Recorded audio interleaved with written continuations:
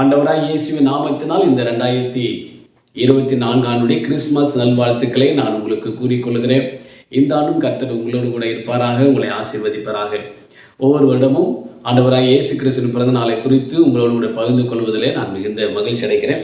இன்றைக்கும் இயேசு கிறிஸ்து இந்த பூமிக்கு வந்த நோக்கத்தை நான் உங்களோடு கூட சொல்ல விரும்புகிறேன். ஒரு வசனம் இப்படியாய் சொல்லுகிறது.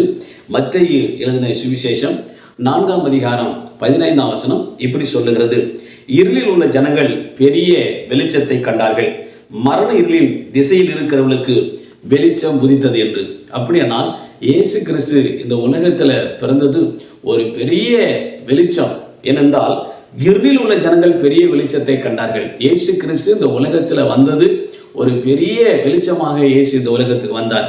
ஏனென்றால் இயேசு பிறப்பதற்கு முன்பதாக கிட்டத்தட்ட 400 ஆண்டுகள் தெய்வத்துக்கும் ஜனங்களுக்கும் தொடர்பு இல்லாமல் இருந்தால் அது ஒரு இருண்ட கண்டதை போல இருந்தது. தெய்வம் பிள்ளைகளோடு பேசவில்லை, ஜனங்கள் ஆராதனை செய்யவில்லை, தேவனை தொழுது கொள்ளவில்லை, தேவன் பேசவில்லை என்பதற்காக இயேசு வருவார் என்று காத்து கொண்டிருந்தார்கள், மேசியா வருவார் என்று காத்து கொண்டிருந்தார்கள்.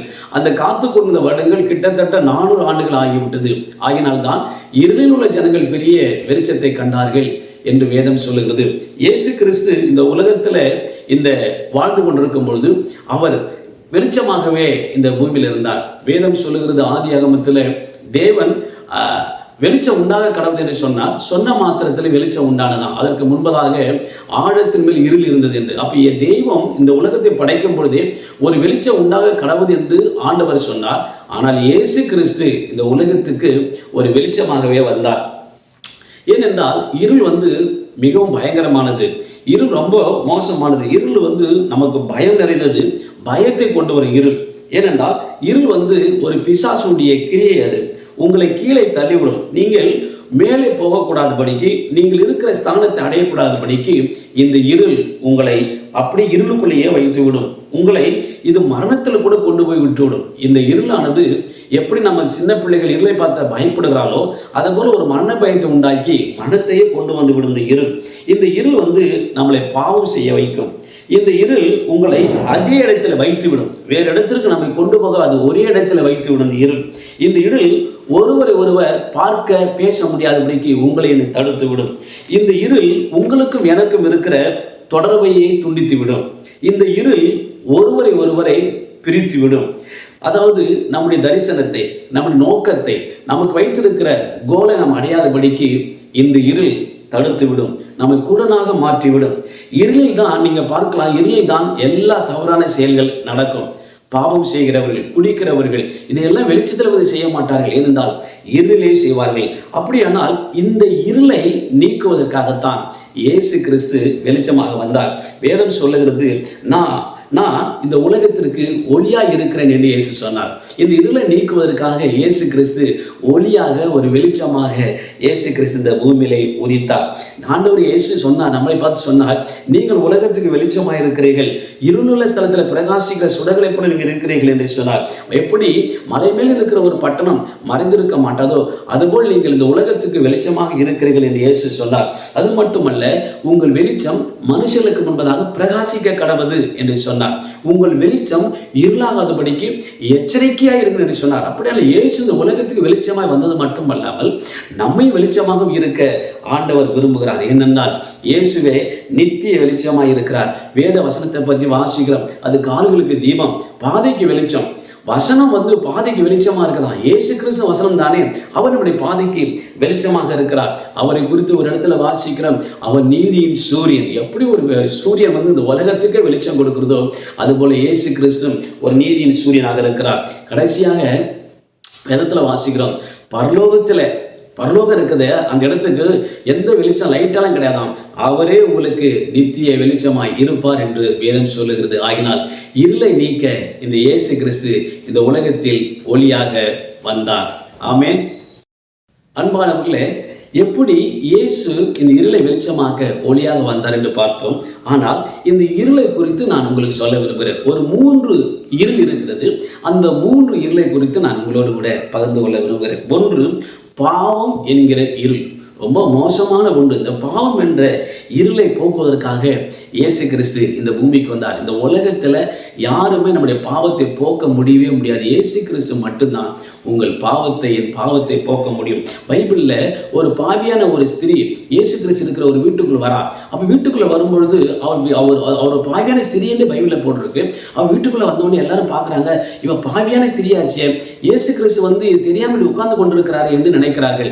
அப்போ அந்த ஸ்திரீ வந்து அழுது கொண்டே கண்ணீரால இயேசு கிறிஸ்துவை பார்த்து நினைக்கிறார், தலைமுடியால துடைக்கிறார், பரிமள தைலத்தை ஊற்றுகிறார். இதை பார்த்த உடனே அவர் மனதில் வந்து ரொம்ப கோபம் வருகிறது. இயேசு கிறிஸ்து தெரியாதா, இவ எப்படிப்பட்ட பெண்ணு தெரியாத யோசிக்கிறாங்க. இயேசு கிறிஸ்து சொன்னார், நீங்கள் எல்லாம் இடத்துல அன்பு கூறல, அவ எவ்வளவு அன்பு கூற பார்த்தீங்களா, கண்ணீரால நினைக்கிறார், தலைமுடியால துடைக்கிறார், எவ்வளவு அன்பு கூர்ந்தால் என்று சொல்லி அவர் ஒரு கதையை ஓமையை சொல்லி அப்ப சொல்லுகிறார், உன் விசுவாசம் ரட்சித்ததுமா, நீ போமா, உன் பாவங்கள் உனக்கு மன்னி, நீ சமாதானத்தோட போமா, உன் பாவங்கள் உனக்கு மன்னிக்கப்பட்டது என்று இயேசு கிறிஸ்து அந்த பாவியான ஸ்திரியை பார்த்து சொல்லுகிறார். அப்படியானால் ஒரு பாவத்தை மன்னித்து அவரை அனுப்புகிறார். அவர் பாவம் மன்னிக்கப்பட்டவளா போறார். அப்படியானால் உங்களுடைய பாவத்தையும் என்னுடைய பாவத்தையும் மன்னிப்பதற்காக, அந்த பாவம் என்கிற இருளை நீக்குவதற்காக இயேசு இந்த பூமிக்கு வந்தார். இன்னொரு இடத்துல ஒரு விபச்சார ஸ்திரியை கையும் களவுமாய் பிடித்துக் கொண்டு இயேசு இதில் கொண்டு வந்து விடுகிறார்கள். இவர் என்ன செய்கிறார் பார்ப்போம், இவர் என்ன சொல்கிறார் பார்ப்போம், கையும் களவுமாய் பிடித்து கொண்டு வந்து விடுகிறார்கள். அப்ப இயேசு கொண்டு வரும்போது கல்லை எடுத்து அடிப்பதற்காக அவர்கள் வந்து முயற்சிக்கிறார்கள். இயேசு என்ன சொல்கிறார், இவரை சோதிக்க வேண்டும் என்பதற்காக சொல்கிறார். இயேசு கிறிஸ்து ஒன்றுமே சொல்லவில்லை. உங்களுக்கு யார் பாவம் இல்லையோ அவர்கள் கல்லெறி என்று சொல்கிறார்.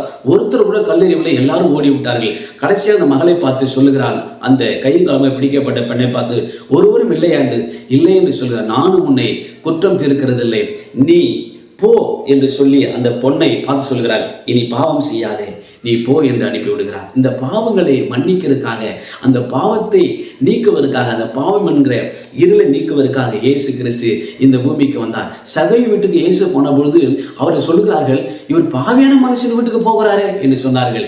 இயேசு கிறிஸ்து அந்த வீட்டுக்கு சென்று இவனுக்கும் ரட்சிப்பு வந்தது, இவனும் ஆபிரகாம் குமாரனாய் இருக்கிறான் என்று சொன்னார். அப்படியானால் பாவியா இருக்கிற அந்த இருளை நீக்குவதற்காக இயேசு இந்த உலகத்தில் வந்தார். இரண்டாவது ஒரு பாவத்தை நான் உங்களுக்கு சொல்ல வேண்டும் என்று விரும்புகிற இருளை, வியாதி என்கிற ஒரு இருள். முதலாவது பாவம் என்கிற ஒரு இருள், இரண்டாவது வியாதி என்கிற ஒரு இருள். அதாவது நமக்கு இருக்கிற ஒரு வியாதியை நம்மளை இருளுக்குள்ள வைத்திருக்கிறது போல இருக்கும். ஐயோ, எனக்கு ஒரு முடிவு காலம் இல்லையா, என் வியாதி போகுமா, இதிலே நான் செத்து விடுவேனா, இதற்கு மருந்து கிடைக்காதா என்றெல்லாம் பல கொடிய வியாதிகளால் அவதிப்படும் போது அநேகர் சொல்லுகிறதை கேட்கிறோம். அதே போல பைபிளில் 12 வருஷமா ஒரு பெண்ணுக்கு ரத்தம் போய்கொண்டே இருந்தது, உதிரப்போக்கு போய்கொண்டிருந்தது.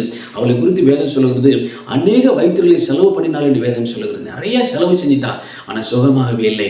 இயேசுடைய வஸ்திரத்தை தொட்ட மாத்திரத்தில் அந்த வியாதி அவளை விட்டு நீங்கி போயிற்று. அந்த உதிரப்போக்கு நின்று போனது கிட்டத்தட்ட 12 வருஷங்கள். எப்படி இருக்கும் பாருங்க. அவ்வளவு கஷ்டப்பட்டவருடைய இருளை இயேசு நீக்கினார். அந்த வியாதி என்கிற இருளை இயேசு நீக்கி அவளுக்கு சுகம் கொடுத்தார். அநேக வியாதிகளை கொண்டு வந்தார்கள். அவள் எல்லாரையும் இயேசு கிறிஸ்து சுகமாக்கினார், குணமாக்கினார் என்று வேதம் சொல்லுகிறது. எனக்கு அன்பானவர்களே, இந்த வியாதி என்கிற இருளை இயேசு நீக்குகிறவர். உங்களுக்குள் இருக்கிற வியாதி என்ற இருளை அவர் நீக்குவார். மூன்றாவதாக இன்னொரு இருளை நான் சொல்ல வேண்டும் என்று விரும்புகிறேன். மரணம் என்கிற ஒரு இருள், மரண பயம். சில பேருக்கு ஐயோ நான் செத்துருவணும், ஐயோ விபத்தில் மாட்டிக்கணும், எதாவது நடந்துருமோ, இப்படி ஒரு மரண பயம் சிலருக்கு இருந்து கொண்டே இருக்கும். எனக்கு தெரிந்த ஒரு டாக்டரை எங்கள் வீட்டில் பாட்டி கீழே விழுந்து கொஞ்சம் அடிப்பட்டு எலும்பு உடைஞ்சிச்சு. அவங்களுக்கு பிசியோதெரபி கொடுப்பதற்காக ஒரு டாக்டர் வருவார்.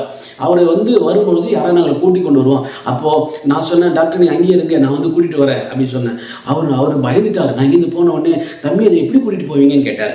ஏன் பைக்கில் தான் கூட்டிகிட்டு போவேன் அப்படின்னு சொன்னேன். ஐயோ வேணாம் தம்பி, பைக்கில் நான் ஏற மாட்டேன்பா, எவனாவது இடிச்சிருவான்பா, நான் நடந்தே வரட்டுமான்னு சொன்னார். ஒரு டாக்டர். அவர் டாக்டருக்கு பாருங்க, ஐயோ யாரை இடிச்சிட்டா இது ஆயிடுமோ, நமக்கு எது நடந்து போயிடும் அப்படின்னு ஒரு மரண பயம் அவருக்கு இருந்து கொண்டே இருக்கிறது. சமீபத்தில் நம்ம 2020 ஆண்டு நம்ம பார்த்துருப்போம். உலகம் முழுசும் கொரோனா எவ்வளோ பேர் பாதிக்கப்பட்டாங்க. ஐயோ எங்கள் அண்ணன் செத்துருவானோ, ஐயோ நான் செத்துருவானோ, ஹாஸ்பிட்டலில் இருந்த எல்லாருக்கும் மரண பயம். ஏன்னா அவ்வளோ லட்சக்கணக்கான மக்கள் செத்து போனார்கள். அப்படின்னா ஒரு மரண பயம் நமக்கு இருக்கிறது.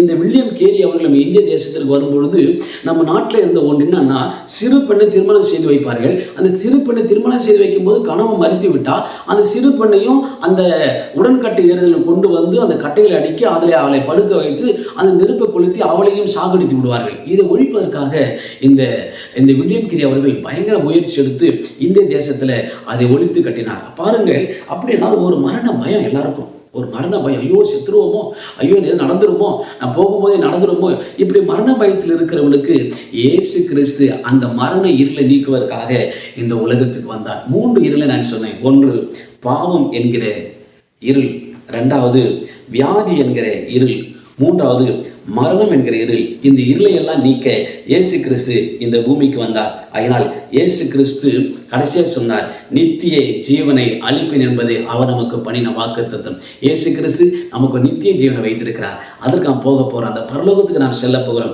இயேசுவை நம் உள்ளத்தில் இந்த கிறிஸ்துமஸ் நாளில் ஏற்றுக்கொள்வோம். இயேசு உங்கள் உள்ளத்தில் பிறப்பாராக. உங்களுக்குள் இருக்கிற எல்லா இருளையும் இயேசு நீக்குவாராக. இயேசு உங்களை ஆசீர்வதிப்பாராக. ஆமென்.